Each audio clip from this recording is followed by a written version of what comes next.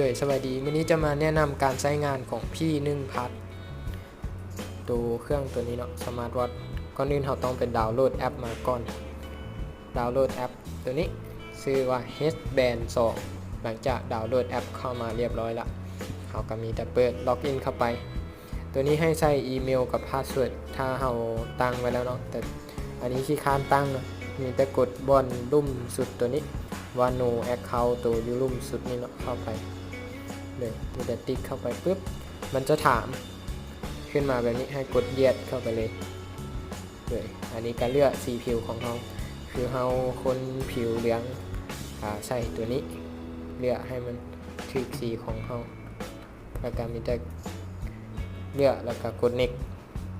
ถ้าเป็นผิวขาวผิวอย่างก็เลือกเอาตัวนี้เนาะกด next ไปแล้วก็เลือกวันเดือนปีเกิดคือตัวนี้เนาะก็เลือกปีของเราเข้าไปกับอันนี้มันจะไปคำนวณเพศหญิงเพศชายเราก็เลือกเอาตัวนี้มันจะไปประเมินตามน้ำหนักตามวันเดือนปีเกิดของเราเนาะแล้วก็กด next ไป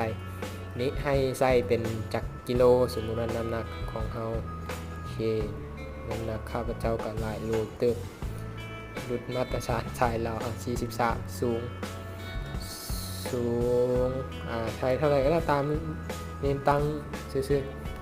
อันนี้มันสเต็ปการย่างของเราให้ใส่มือนึงไผ่ย่างหลายย่างน้อยแต่อันนี้สิตั้งตามแอปของมันมาเลยแล้วก็นอน8ชั่วโมง9ชั่วโมงว่าไปเรานอนแต่น้อยเดียวเราใส่ไปแล้วก็กดเรียบร้อยทีนี้มันขึ้นมาหน้านี้ให้เข้าไปที่อันรูปคนตัวยูนิตมุมสุดกำขวามือตัวนี้เปิดขึ้นมาปุ๊บแล้วมันจะเห็นคำว่า connect ตัวนี้ซึ่งเป็นมีแต่เรา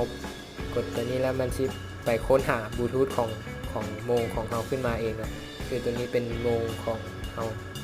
เนี่ยแล้วก็มีแต่กดตัวนี้เพื่อเชื่อมต่อกับโมงท่านี้ก็เป็นที่เฮียมห้อยของการเชื่อมต่อของโมงของเราขึ้นมาละเวลาเชื่อมต่อแล้วตัวนี้มันชี้ถามขึ้นมาว่าให้ใช้ผ่านข่าวมันบอกคันบอกนั้นก็กดโน่ไปท่านนั้นก็มีแต่กดแยกไปแล้วก็แล้วเนาะเลยกดแล้วก็แล้วเลยอันนี้ก็ซ้ำนี่ต่อมาจะมาเบิ่งเกี่ยวกับการตั้งค่าของโมงของเราให้มันแจ้งเตือนหรือนั้นก็มีแต่ติ๊กเข้ามาหาโมงนี่เนาะเลยติ๊กเข้ามาหาโมงปุ๊บมันก็จะมีอะลามแจ้งเตือนข้อความต่างๆมาเบิ่งข้อความตัวทำอิฐก่อนมีแอปตัวใดได้ที่อยากให้แจ้งเตือนพวก WhatsApp Facebook อย่างก็มาเปิดตัวนี้ของเราก่อนเนาะเพราะหลังจากเราลงมันต้องได้แจ้งเตือนผ่านแอปของ Headband ตัวนี้เลยให้กด follow ไปเลยหลังจากนั้นกดกลับคืนมันจะค่อยโชว์สถานะตัวนี้ขึ้นมาพวกแจ้งเตือนต่างๆมีแอปตัวใดกับเปิดไว้เลยถ้าบ่อยากให้มันรำคาญกับปิดไว้เนาะเลยแล้วเท่านี้ก็ถือว่าเป็นการเสร็จสิ้นการตั้งค่าของโมงของเราละเลยอยู่ในแอปตัวนี้ก็บ่มีอย่างยากเนาะเวลาเรายกเลิกการเชื่อมต่อจะเรากดตัว disconnect ตัวนี้แล้วก็แล้วอันนี้โบแมนโมงเขาเนาะฉะนั้นก็ disconnect ไปก่อน เดี๋ยวโอเคเรียบร้อยสำหรับการตั้งค่ากี่โมงเขาจะมาตั้งค่าเนาะล็อกอินแบบบ่ต้องใช้พาสเวิร์ดตัวนี้โดยเท่านี้ก็เป็นการเสร็จเรียบร้อยทวนมาอีกเช่นนึงเข้ามา